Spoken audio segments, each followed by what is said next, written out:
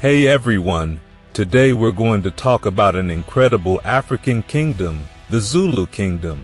This was no ordinary kingdom. It was strong, powerful, and made a big impact on history.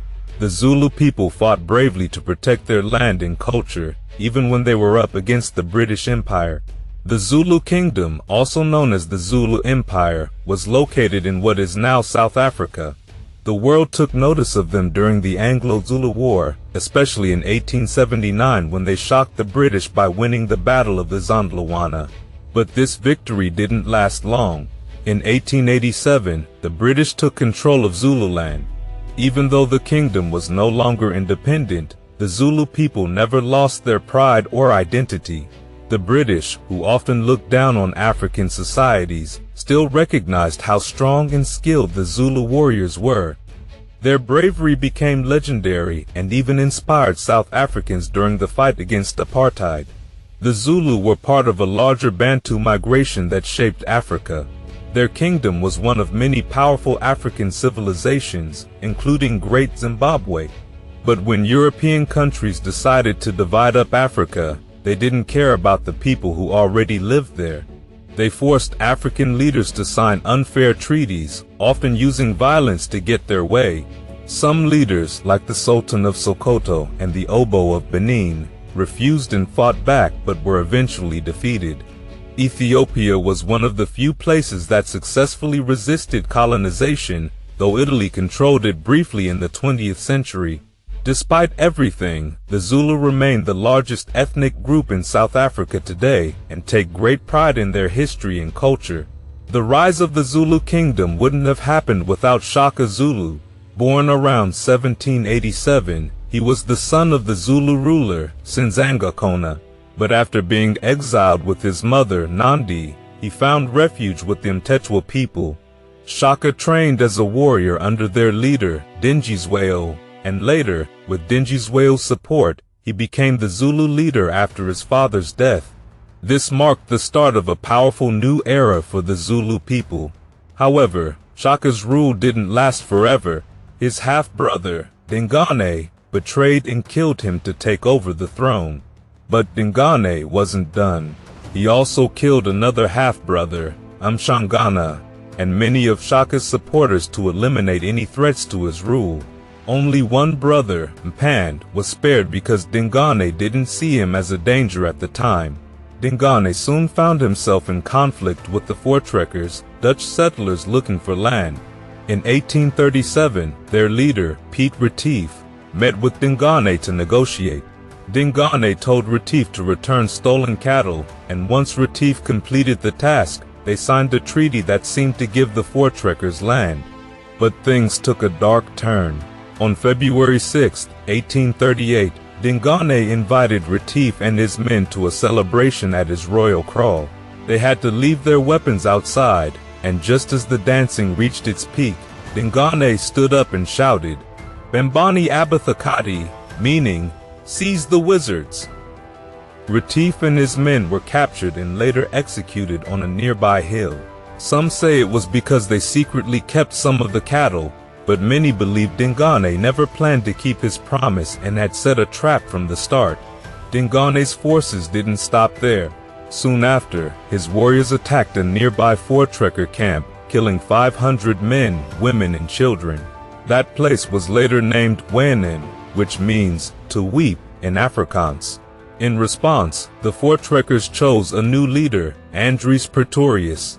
On December 16, 1838, the two sides fought in what became known as the Battle of Blood River. Dingane's forces suffered a devastating defeat, marking a major turning point in Zulu history. And after the Voortrekkers defeated Dingane, they set up the Boer Republic of Natalia in 1839. However, their control didn't last long. In 1842, a war broke out between the British and the Boers, leading to British rule over Natalia. Mpand, realizing the shift in power, allied with the British to keep his authority. However, his rule had its own conflicts. In 1843, he ordered a deadly purge of suspected rebels in his kingdom, causing thousands to flee to nearby territories, including British-controlled Natal. Some took their livestock with them, leading to raids and clashes. In 1852, Mpanda attempted to invade Swaziland, but the British forced him to back down. At the same time, a struggle for power was growing between Mpanda's sons, Cetshwayo and Mbuyazi. In 1856, their rivalry exploded into a battle where Mbuyazi was killed. With his main competitor gone, Cetshwayo gradually took control, even before his father's death in 1872. As king, Cetshwayo became involved in land disputes with the Boers in the Transvaal.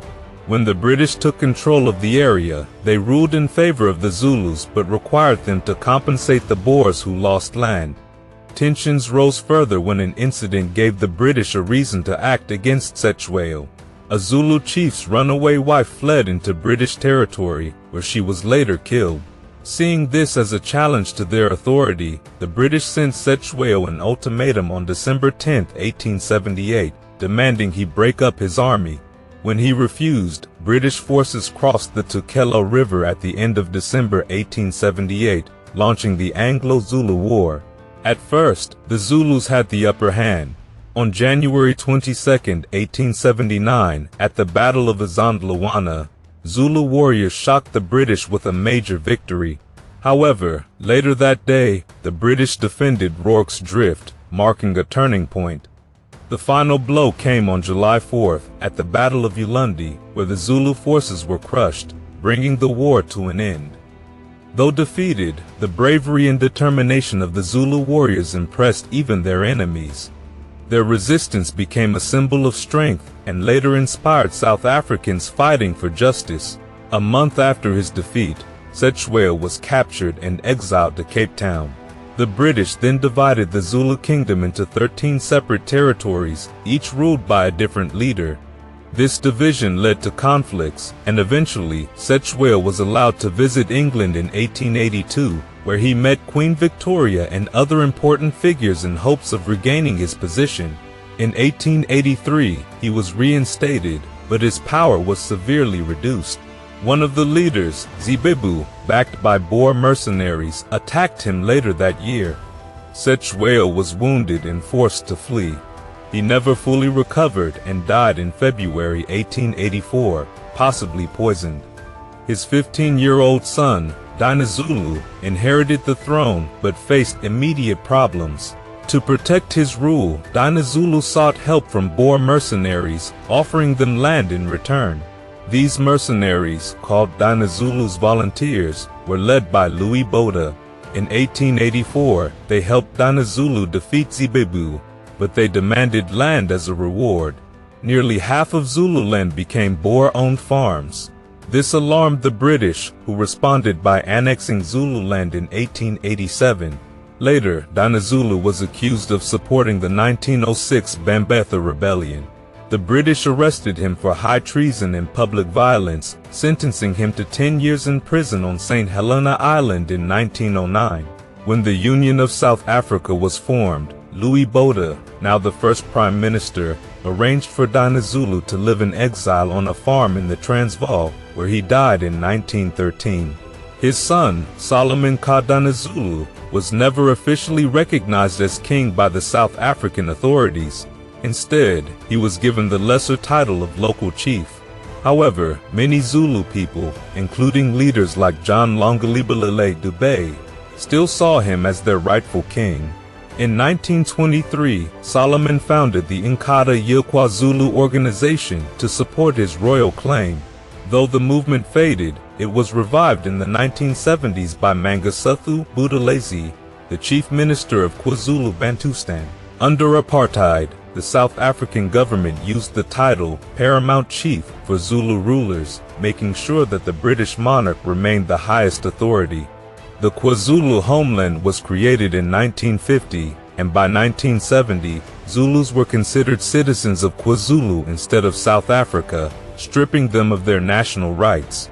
This system lasted until 1994, when apartheid ended, and KwaZulu became part of the KwaZulu-Natal province. Despite years of struggle, the Zulu people never lost their pride and identity. Their fight against colonialism became a source of inspiration during South Africa's long battle for freedom.